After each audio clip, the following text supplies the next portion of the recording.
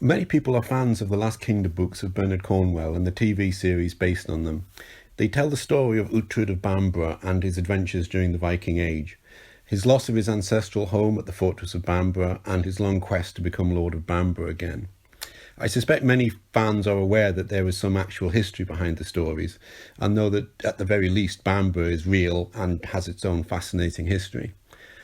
Bernard Cornwell was very much aware of Bamburgh and its history. He had researched his family tree and found himself to be descended from the family that ruled Bamburgh and the northeast of England from the 9th century up to and beyond the Norman conquest. You can quite imagine for a natural storyteller how tempting it must have been to set a character based on this Bamburgh family in such a tempestuous time. So who were this strange family that inspired Mr. Cornwell, and how closely did their story match that in the novels? In the books and TV series, we meet his hero Uhtred as a boy at the time of the great Viking army's invasion of Northumbria. This was a very real historical campaign, and it ended in a battle in York in AD 867 with the death of the two rival Northumbrian kings Osber and Aella.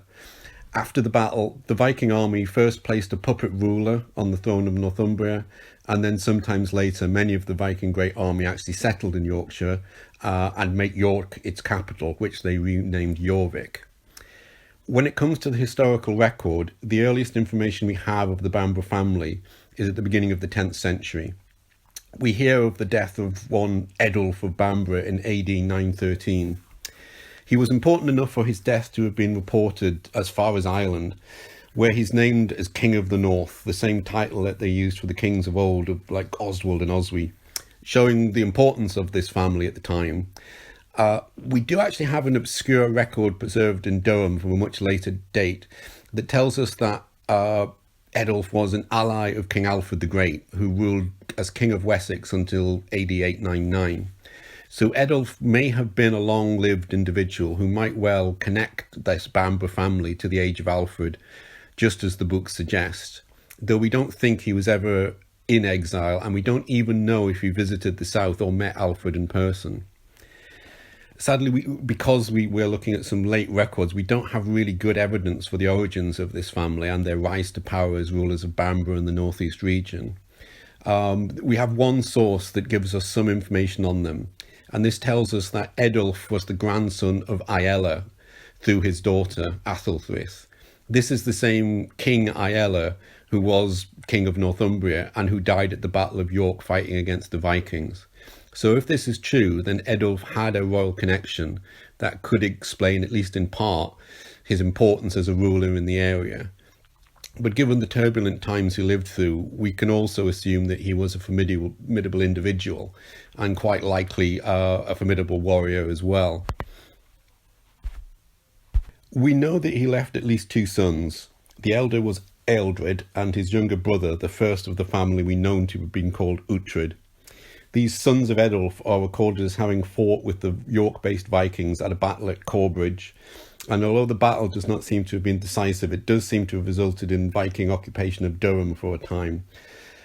The family tree is a little confused in the early years of the 10th century, but there appears to be two further members of this family mentioned who were also rulers north of the Tees, an area often referred to as North Saxon land at that time to distinguish it from the Viking-occupied Yorkshire.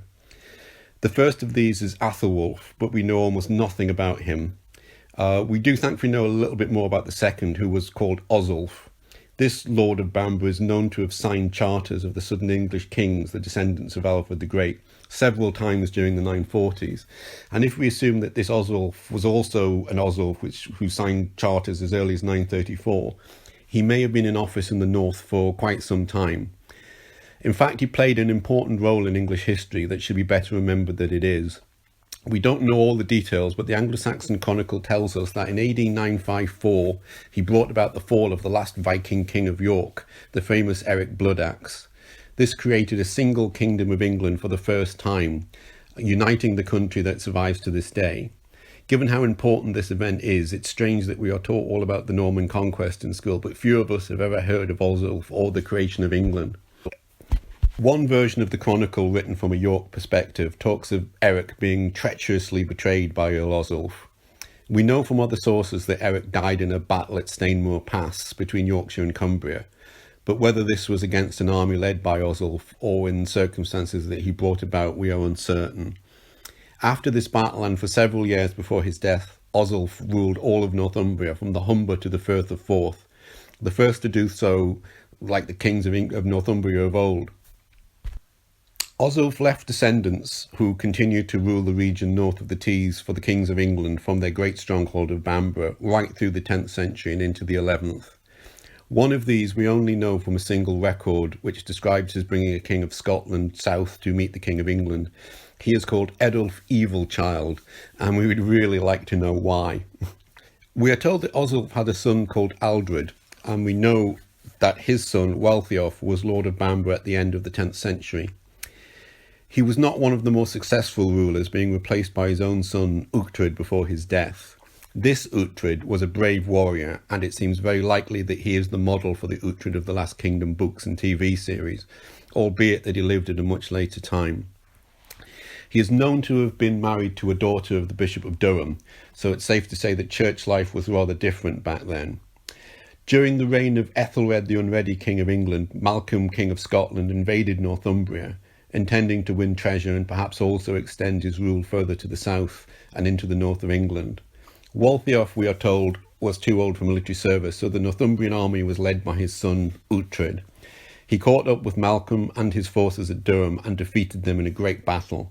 Afterwards, the heads of the dead Scots soldiers were displayed on stakes around the walls of Durham, having been prepared and washed by the women of the site, who were paid for their gruesome work in cowhides. Military victories for England were rare in the reign of Ethelred the Unready. So he was well rewarded for this, being made Earl of Northumberland despite his father still being alive, and later, after the assassination of the Earl of Yorkshire, Uhtred, like Oswulf before him, was made ruler of all the English lands north of the Humber. He remained an important leader under Ethelred for many years, but in 1013 he abandoned his king for a Viking called Svein of Denmark, alongside the nobility of England, who had had enough of Ethelred's incompetent rule. Svein did not live long, though, and after his death in 1016, Ethelred was welcomed back as king. Uhtred took a daughter of Ethelred as his third wife, so it's clear that Ethelred felt that securing Uhtred's support was important. The drama was not over, though, as Svein's son Canute raided Northumbria with an army whilst Uhtred was in the south. Uhtred tried to come to terms with him and agreed to meet, but was ambushed and murdered along with 40 of his men despite an agreed truce. He left many descendants, including 2 sons, who would rule after him and seek a very bloody vengeance for his betrayal. But that perhaps is a story for another day.